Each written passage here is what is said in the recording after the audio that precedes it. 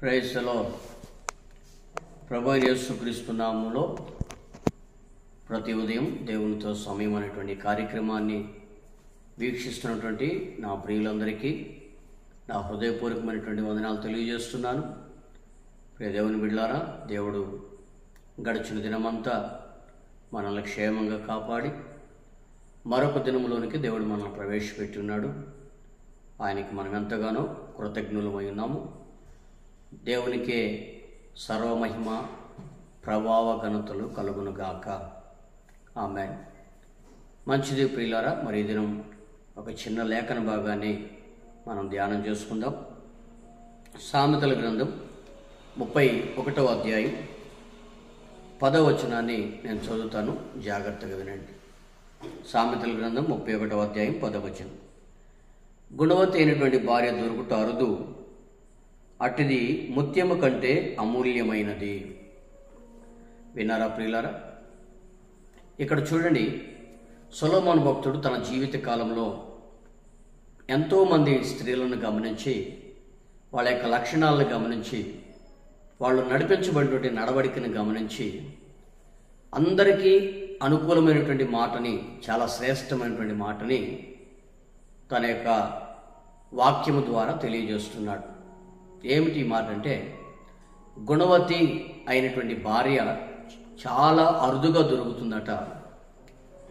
ముత్యము కంటే ఆమె శ్రేష్టమైనటువంటి వ్యక్తి అనేటువంటి విషయాన్ని ఇక్కడ తెలియజేస్తున్నాడు.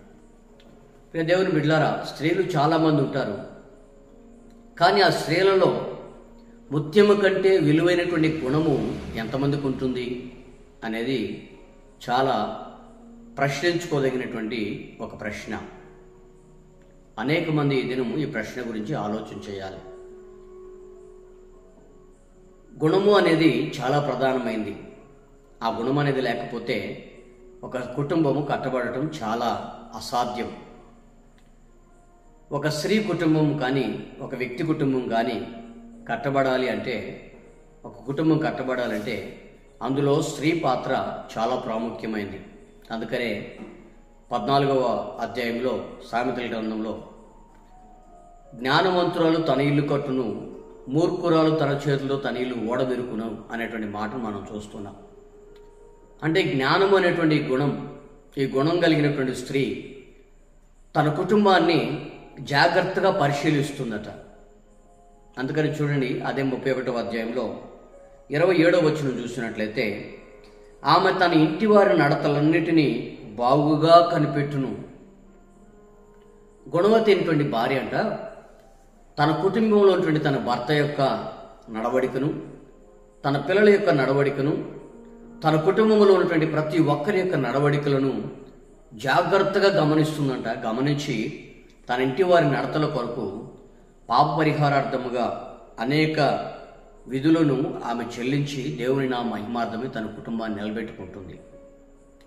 ఈ యొక్క వాక్యం నేను చదువుతున్నప్పుడు ఇద్దరు స్త్రీలను పరిశుద్ధాత్మ దేవుడు నాకు జ్ఞాపకం చేస్తూ వచ్చాడు.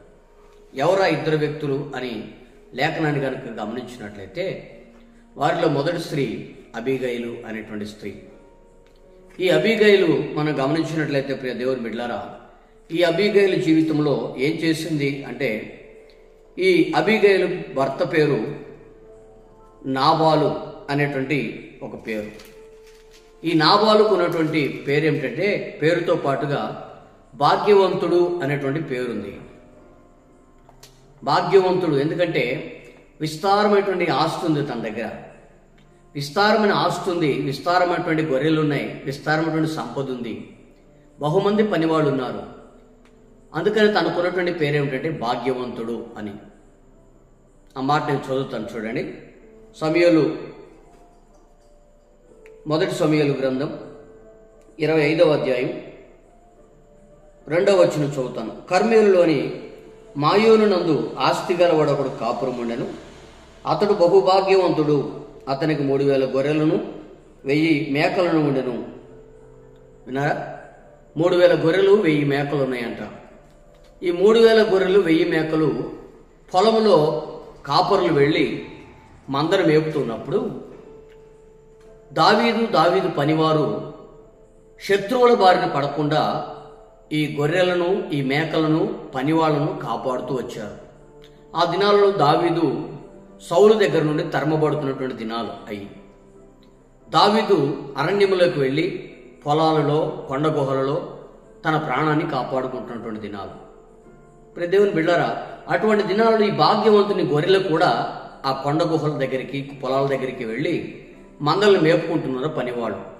శత్రువులు వచ్చి దోచుకోకుండా ఉండేటట్లుగా ఆ గొర్రెలను, ఆ మేకలను, పనివాళ్ళని చాలా జాగ్రత్తగా వారు కాపాడబడుతూ, వారు ఆ గొర్రెలను కాపాడుతూ వాళ్ళ పనివాళ్ళను కూడా కాపాడుతూ వచ్చారు. అయితే దావీదుకి ఒకానొక సమయంలో లేమి అనేటువంటి సమయం వచ్చినప్పుడు, లేమి సమయంలో, ఏమి తినడానికి లేని సమయంలో దావీదు తన పనివాళ్ళని ఇచ్చి తన పనివాళ్ళని నాబాల్ దగ్గరికి పంపుతున్నాడు. పనివాళ్ళ దగ్గర పనివాళ్ళు వెళ్ళి ఆ నాబాల్ దగ్గరికి వెళ్ళి, అయ్యా మేము మరి దావీదు దగ్గర నుంచి వచ్చాము, మరి నీ యొక్క గొర్రెలు, నీ యొక్క మేకలు, నీ పనివాళ్ళంతా అరణ్యములు ఉన్నప్పుడు మేమంతా వాటిని కాపలా కాస్తున్నాం, కాబట్టి నువ్వు మాకు కొంచెం తినడానికి ఏమైనా ఆహారం ఇస్తే మేము వెళ్తాం, తీసుకొని వెళ్తాం. దావీదుకు ఆకలిగా ఉంది, మాకు ఆకలిగా ఉంది, ఈ అరణ్యంలో మేమేమి తినలేకపోతున్నాం అని చెప్పేసి పనివాళ్ళు బ్రతిమలాడుకుంటున్నప్పుడు ఈ నాబాలు మొరటగా మాట్లాడినట్లుగా మనం చూస్తున్నాం. నాబాలు ఏమంటున్నాడో చూడండి. అదే 25వ అధ్యాయం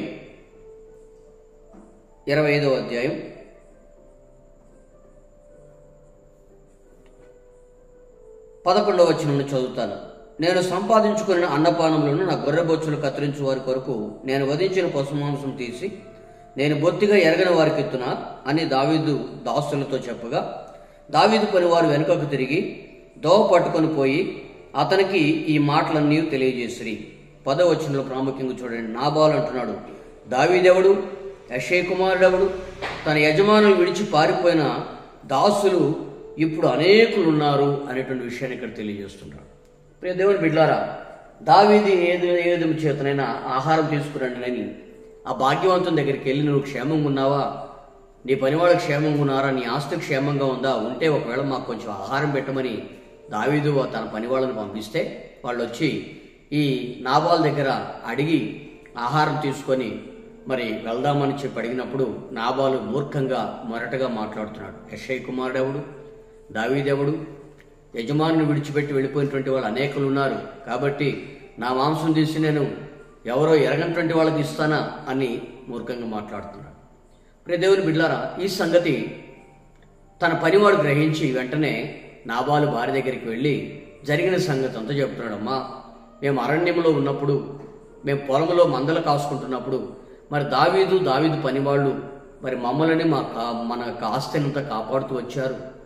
మరి ఇప్పుడు తన యొక్క పనివాళ్ళ దగ్గరికి కొంతమందిని పంపించి మన యజమాని దగ్గరికి పంపించి ఆహారం అడిగారమ్మా, మరి మన యజమానుడు మూర్ఖంగా మాట్లాడాడు, ఇప్పుడు వాళ్ళని అక్కడి నుంచి పంపించి వేశారని చెప్పినప్పుడు వెంటనే అబీగైలు చూడండి, నాబాలుకు తెలియకుండా, నాబాలుకి ఈ విషయం చెప్పకుండా వెంటనే తనకు కావలసిన రొట్టెలను, ద్రాక్షారసాన్ని, తనకు కావలసిన పానాన్ని అంతటి కూడా సిద్ధపరచుకొని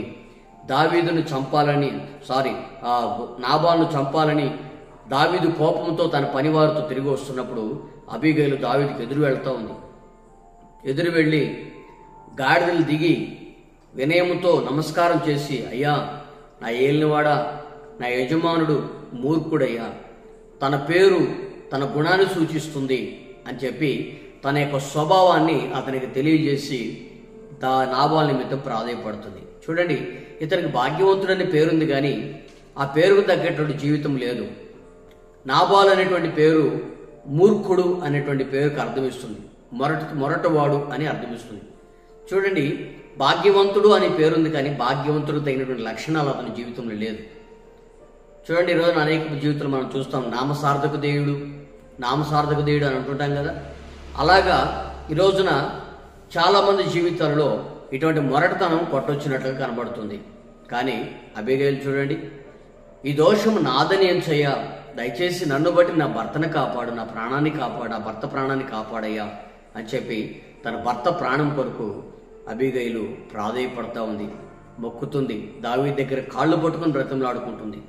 నా ప్రియ దేవుని బిడ్డలారా, చూడండి, తన ఇంటి వారి నడతలు కనిపెట్టేటువంటి స్త్రీ తన ఇంటి వారి కొరకు ఏ విధంగా ప్రాధేయపడుతుందో ఒకసారి మనం ఆలోచన చేయండి.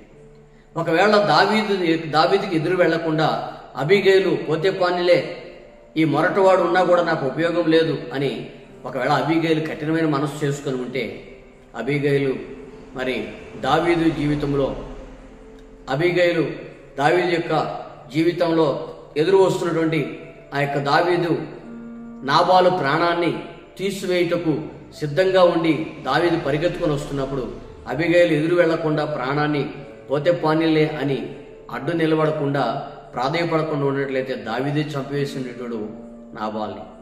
కానీ దావీదు చేతిలో రక్తంతో తడిసి ఉండటం దేవుని చిత్తం కాదు. అది గ్రహించి నాబాలు భార్యని దేవుడు లేపి, నాబాలు భార్యకి ఒక మంచి జ్ఞానం ఇచ్చి, ఒక గుణాన్ని ఇచ్చి, తన భర్త ప్రాణం కొరకు ప్రాధేయపడేటట్లుగా దేవుడు చక్కని కృపను సహాయాన్ని దేవుడు చేస్తున్నాడు. ఇప్పుడు దేవుని బిడ్డలారా, ఈ రోజున చూడండి, గుణం అనేది చాలా ప్రధానమైనది. ఆ గుణము పేరును బట్టి చూపిస్తుంది కొంతమందికి, కొంతమంది క్రియలను బట్టి చూపిస్తుంది. ఆ క్రియలు అనేటువంటివి చాలా విలువైనవి. ఆ క్రియలు ఈ రోజున మన కుటుంబాలకు కనబడకపోతే, మన కుటుంబాల్లో స్త్రీల జీవితాలు కనబడకపోతే ఎంతకాలం భక్తి చేసినా కూడా అదంతా కూడా వ్యర్థమైనటువంటి భక్తి అనేటువంటి విషయం ఈ రోజున మనం గ్రహించాలి. చూడండి, ఈ యొక్క నాబాలు భార్య తన యొక్క భర్త ప్రాణం కొరకు ప్రాధేయపడుతూ తన భర్త ప్రాణాన్ని రక్షించుకోవాలని ఎంతగా బహు తాపాత్రయపడుతుందో. అందుకని చూడండి, నాబాలుకు కావలసినవన్నీ కూడా, దావీదుకు కావలసిన అన్ని కూడా సిద్ధపరచుకుంటుంది. నేను ఆ మాటను చదువుతాను చూడండి.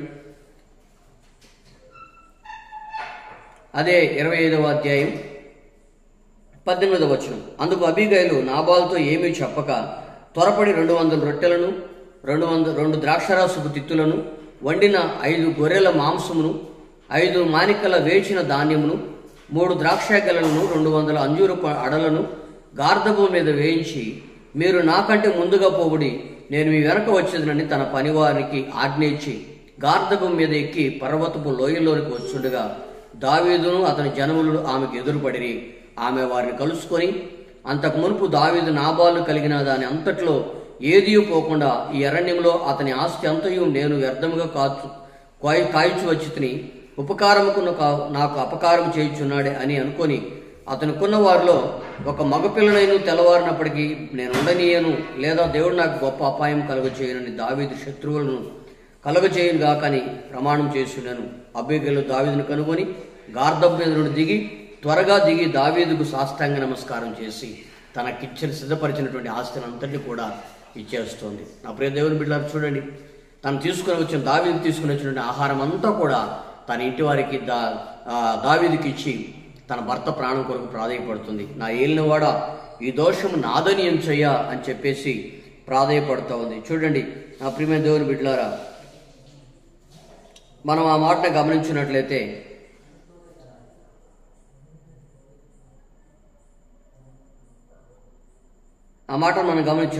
అదే 25వ అధ్యాయంలో 30వ వచనం చూసినట్లయితే, యెహోవా నా ఏలిన వాడవు నిన్ను గూర్చి సెలవిచ్చిన అంతటిని నేను చేసి ఇశ్రాయేలు ఎడల అధిపతిగా నిర్ణయించి తరువాత నా ఏలిన వాడవు నీవు రక్తము నిష్కారణంగా చిందింపకుండా ఉండినట్లుగా నా ఏలిన వాడవు నీవు పగ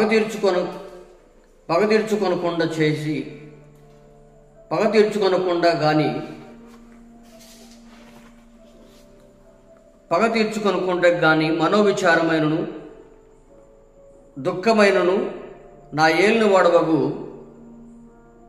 నీకు ఎంత మాత్రమును కలుగకపోవునుగాక అని దావీదు ఎడల ప్రాధేయపడుతూ ఉంది. అయ్యా, నువ్వు ఈ ప్రాణాన్ని తీసి నీ చేతులు రక్తంతో నిండి ఉండకూడదు, నీవు ఇశ్రాయేలుకు రాజుగా ఉండుకు నియమించబడినటువంటి వాడు, దయచేసి నన్ను కనికరించు, నన్ను బట్టి నా భర్త ప్రాణాన్ని కాపాడయ్యా అని చెప్పి దేవుని బిడ్డలారా అబీగైలు ప్రాధేయపడుతూ ఉంది.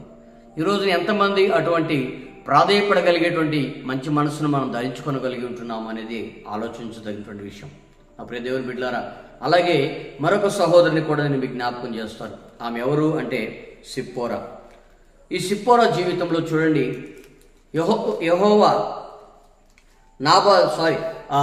మోషేని ఇశ్రాయేల్ ప్రజలకు రక్షణ కొరకు ఏర్పాటు చేసుకొని, మోషే నిన్ను ఇశ్రాయేల్ యొక్క రక్షణ కొరకు నేను నిర్ణయించుకున్నాను, నేను నిన్ను ఒక యాజకునిగా ఏర్పాటు చేసుకున్నాను, నీవు నియమకారుడుగా నీవు ఉండి వారిని ఐగుప్తులో నుంచి నా ప్రజలను విడిపించాలి, కాబట్టి నువ్వు వెళ్ళి వాళ్ళని విడిపించడానికి నువ్వు సిద్ధపడు అని చెప్పేసి దేవుడు మోషేకి సెలవిచ్చినప్పుడు మోషే ఆ సమయంలో ఐగుప్తు వెళ్ళడానికి బయలుదేరుతుండగా మోషేని చంపడానికి ఒక దేవదూత తన సత్రంలోకి వచ్చినట్లుగా మనం చూస్తున్నాం.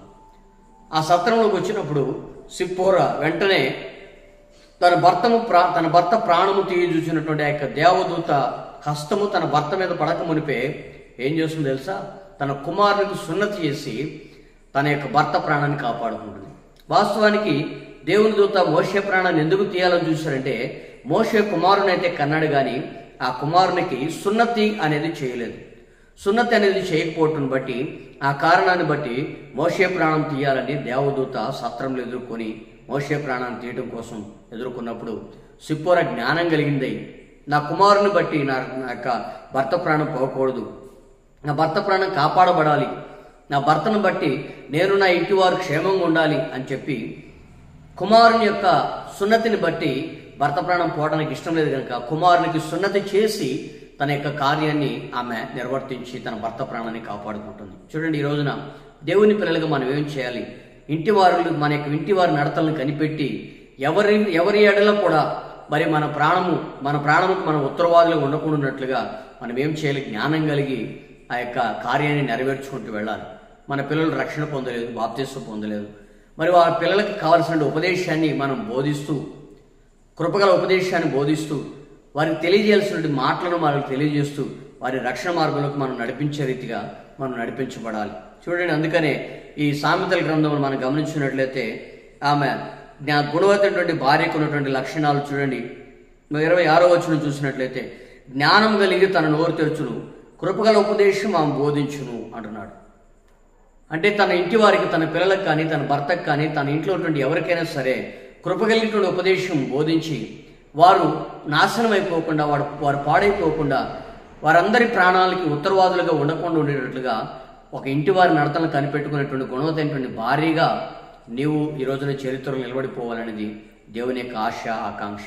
కాబట్టి నా ప్రియ దేవుని బిడ్డ, ఈరోజు నీ వ్యక్తిగత జీవితంలో అటువంటి ఆశీర్వాదం దేవుడు నీకు అనుగ్రహించినట్లుగా దేవుడు నీకు సహాయం చేయనుగాక. సిప్పోరా వలె జ్ఞానం కలిగి కుమారునికి సున్నతి చేసి భర్త ప్రాణాన్ని ఏ రీతిగా కాపాడుకుందో సిప్పోరా, అలాగే అబీగయలు దావీదుకి ఎదురు వెళ్ళి పశ్చాత్తాపడి కాళ్ళు పట్టుకుని బ్రతిమలాడి అబీగయలు నాబాలు ప్రాణాన్ని అబీగయలు కాపాడుకుందో ఆ రీతిగా నీవు నీ ఇంటి వారి ప్రాణాలని కాపాడుకోగలవని, గుణవంతుడైనటువంటి భార్యగా ఈ రోజున స్థిరపరచబడగలవని తెలియజేస్తూ ఈ మాటలు ముగిస్తున్నా. సెలవు తీసుకుందాం, ప్రార్థన చేసుకుందామా. మహాపరిశుద్ధుడా, మీ వందనాలు ప్రభా, స్తోత్రం నాయన. ఇదిగో తండ్రి, గుణవతైన భార్య దొరుకుట అరుదు, అట్టిది ముత్యము కంటే అమూల్యమని మీ లేఖనం తెలియజేస్తుంది. అవును ప్రభా, మరి గుణవతైనటువంటి భార్యలో ఏ విధమైనటువంటి గుణాలు ఉన్నాయో కూడా మీరు తెలియజేస్తారు. ఆమె తన ఇంటి వారి నడతలను కనిపెడుతుందని, కృపగల ఉపదేశం బోధిస్తుందని మీరు తెలియజేశారు. అవును ప్రభా, ఆ కృపగల ఉపదేశం బోధించేటువంటి ఆయన సిప్పోరా తన కుమారునికి సున్నతి చేసి మోషే ప్రాణాన్ని కాపాడుకున్నటువంటి జ్ఞానవంతురాలు వలె, అలాగే తండ్రి నాబాలు ప్రాణాన్ని కాపాడుకున్న అబీగయలు వలె దావీదు కాళ్ళు పట్టుకొని బ్రతిమలాడి ఈ దోషం నాదని ఎంచి తన భుజముల మీద తన దోషాన్ని వేసుకొని జ్ఞానం కలిగినటువంటి స్త్రీ వలె నాయన అబీగయలు ఎలాగ నడిపించబడిందో ఆ రీతిగా తండ్రి మరి మాకు కలిగినటువంటి మా కుటుంబీకులలో ఉన్నటువంటి గుణవతైనటువంటి స్త్రీలు ఆ రీతిగా కృపగల ఉపదేశాన్ని తమ పిల్లలకు బోధించుకోగలిగేటట్లుగా కృపను సహాయాన్ని మీరు దయచేయమని కోరుతున్నాం. మీ నామాన్ని మహిమకరంగా ప్రతి ఒక్క కుటుంబాన్ని తీర్చిదిద్ది వర్ధిల్ల చేయమని, మహిమ ఘనత ప్రభావాలు మీరే పొందుకోమని మీ ఘనమైన హస్తానికి విడుదలను అప్పగిస్తూ యేసు నామమున అడిగి వేడుకొనుచున్నాం తండ్రి, ఆమేన్. మంచిది ప్రియులారా, మీ అందరికీ నా హృదయపూర్వక వందనాలు. మరి మాటలు మీరు వినండి, అనేకులకు షేర్ చేయండి, తద్వారా మా పరిచయం ప్రోత్సహించండి. మరి మీరు ఎవరికైనా ప్రార్థన అవసరతుంటే మరి స్క్రీన్ మీద కనపడుతుంటే ఫోన్ నెంబర్లకు మీ ప్రార్థన అవసరం పంపగలరని సవినయంగా తెలియజేస్తూ ఈ మాటలు ముగిస్తున్నాను. సెలవు తీసుకుందాం.